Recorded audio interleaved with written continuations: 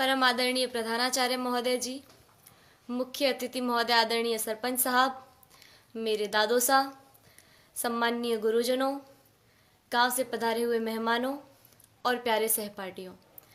26 जनवरी को गणतंत्र दिवस के रूप में मनाया जाता है, ये तो हम सबको मालूम है। अब इस लोकतंत्र की राह पर चलते चलते हमारी शिक्षा व्यवस्था किस राह पर आकर खड़ी हो गई है, आज मैं उसके बारे में कुछ निवेदन करना चाहूँगी।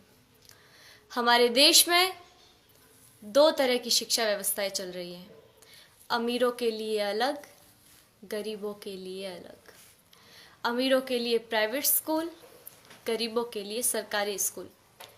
मैंने कई बार देखा है, घर पर जब मेहमान आते हैं और पूछने पर हम ये बताते हैं कि सरकारी विद्यालय में पढ़ रहे हैं, तो उनके चेहरे का रिएक्शन, भाव एक अलग तरीके का हो जाता है। तब मुझे बड़ा दुख होता है। उन सभी लोगों से मैं ये निवेदन करना चाहूँगी कि आप बहुत बड़ी गलतफहमी में हैं, क्योंकि शिक्षा का जो स्रोत है, शिक्षा जहाँ से आती है, वो आदरणीय शिक्षक है। शिक्षा ऊंची बिल्डिंगों से, बड़े बड़े गार्डन से, अच्छी बसों में सफ़र करने से या एसी रूमों से शिक्षा नहीं आती है।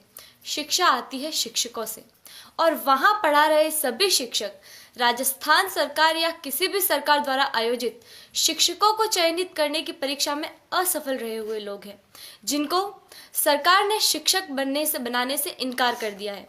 वो सभी लोग वहाँ पढ़ा रहे हैं। हमारा सौभाग्य है कि हम जिस विद्यालय में पढ़ रहे हैं, वहाँ के शिक्षक राजस्थान सरकार द्वारा आयोजित शिक्षकों को चयनित करने की परीक्षा, जिसमें लाखों लोग भाग लेते हैं, उन लाखों लोगों में से चुने हुए शिक्षक हैं, जिनको राजस्थान सरकार ने शिक्षक बनने के योग्य समझा है। हमारा सौभाग्य है कि हमें ऐसे ट्रेंड टीचर पढ़ा रहे हैं। मुझे गर्व है कि हम अच्छे हाथों में हैं।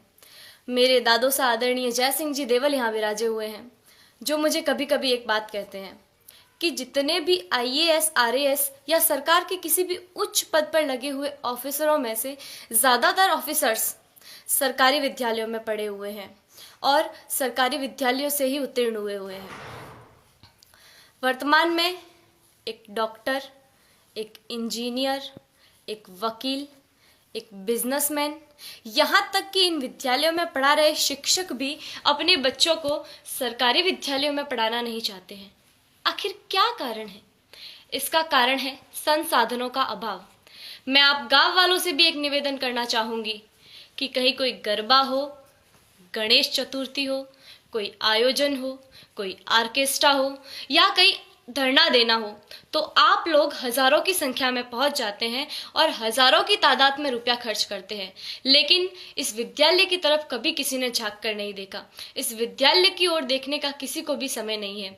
मैं आप गांव वालों से ये निवेदन करना चाहूँगी कि जितना जोश आप उधर उन कार्यक्रमों में दिखाते हैं, उतना ही जोश आप इधर इन विद्यालयों के लिए दिखाएं।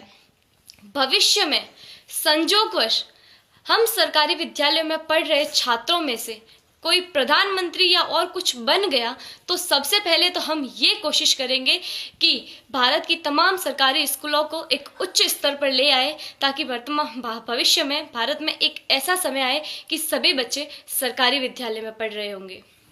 मुझे जो कहना था वो कह दिया। मैंने जो कहा वो गलत है या सही, मुझे नहीं पता। इसका निर्णय तो आप लोग ही कर सकते हैं। मेरे जो मन में था वो कह दिया। अब मुझे बहुत अच्छा महसूस हो रहा है। जय हिंद, जय भारत।